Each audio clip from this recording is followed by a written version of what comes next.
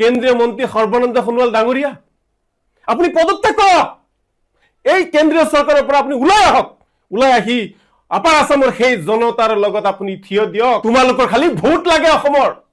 দীঘল দীঘল কথা কোৱা, ফুলজাৰি মাৰা, আৰু অসমীয়াৰ বিপদত তোমালোকে নাই। অসমৰ মানুহৰ ভোট লাগে, অসমৰ মানুহৰ বিপদত তোমালোকে নাই। লাজ শৰম নাই তোমালোকৰ। নৰেন্দ্ৰ মোদী ডাঙৰীয়া আজি A4 এনেই। বৰ্তমান উজনি অসমত যি বিভীষিকাময় পৰিৱেশ, চৌদিশে মানুহে কান্দিছে। মানুহৰ অৱস্থা চাই আজি দিল্লী, বম্বে, ভাৰতবৰ্ষৰ ইমূৰৰ পৰা, পৃথিৱীৰ বহুত ঠাইৰ পৰা আজি বান সাহায্য আহিছে। সেই অঞ্চলৰ বান বিধ্বস্ত অঞ্চলৰ ৰাইজৰ লগত বহু মানুহ আজি থিয় দিছে।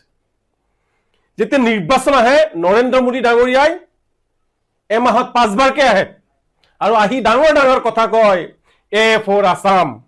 কিন্তু আজি অসমৰ বিপদত সেই নৰেন্দ্ৰ মোদী ডাঙৰীয়া ক'ত? সেই নৰেন্দ্ৰ মোদী ডাঙৰীয়া আজি A4 এনেই। A4 এনেই বুলি আজি আমি ভাবিছো। নিৰ্বাচনৰ আগত অমিত শ্বাহ আহি আমাক আৰু 5 বছৰ সময় দিয়ক, আমাক আৰু 5 বছৰ সময় দিয়ক, আমি অসমৰ বান সমস্যা সমাধান কৰি দিম।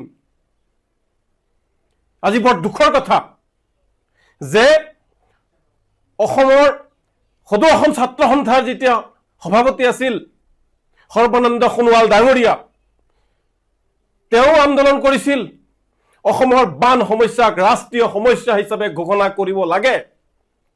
আজি সৰ্বানন্দ সোণোৱাল ডাঙৰীয়া মন্ত্ৰী, কেন্দ্ৰীয় মন্ত্ৰী, কেন্দ্ৰীয় মন্ত্ৰী সৰ্বানন্দ সোণোৱাল ডাঙৰীয়া, আপুনি পদত্যাগ কৰক। এই কেন্দ্ৰীয় চৰকাৰৰ পৰা আপুনি ওলাই আহক। ওলাই আহি আপাৰ আছামৰ সেই জনতাৰ লগত আপুনি থিয় দিয়ক। ছাত্ৰ সন্থাত থাকোঁতে আপুনি কৈছিলে বান সমস্যাক ৰাষ্ট্ৰীয় সমস্যা হিচাপে ঘোষণা কৰিব লাগে। কিন্তু আজি সাংসদ ৰকিবুল হুছেইনৰ উত্তৰত আজি জলশক্তি মন্ত্ৰী ৰাজভূষণ চৌধুৰীয়ে কৈছে কেন্দ্ৰই কোনো ধৰণৰ পেকেজ নিদিয়ে। এইটো ৰাজ্য চৰকাৰৰ কাম। তোমালোকৰ খালি ভোট লাগে অসমৰ। দীঘল দীঘল কথা কোৱা, ফুলজাৰি মাৰা, আৰু অসমীয়াৰ বিপদত তোমালোকে নাই। গতিকে মই কম, আমি নেমছৰ ফালৰ পৰা আহ্বান, অসমৰ যি পৰিস্থিতি, এই পৰিস্থিতিৰ প্ৰতি লক্ষ্য ৰাখি পবিত্ৰ মাৰ্গেৰিটাই হওক, সৰ্বানন্দ সোণোৱাল ডাঙৰীয়াই হওক, তেওঁলোকে পদত্যাগ কৰিব লাগে। আৰু এই দিল্লীৱালা নেতাসকলক অসমত যাতে আহিব নোৱাৰে তাৰ কাৰণে ব্যৱস্থা কৰিব লাগে। অসমৰ মানুহৰ ভোট লাগে, অসমৰ মানুহৰ বিপদত তোমালোকে নাই। লাজ শৰম নাই তোমালোকৰ। অলপ লাজ ৰাখিব লাগে। মানুহৰ বিপদত নাই, মানুহৰ জীৱনৰ লৈ হেতালি খেলা তোমালোকে।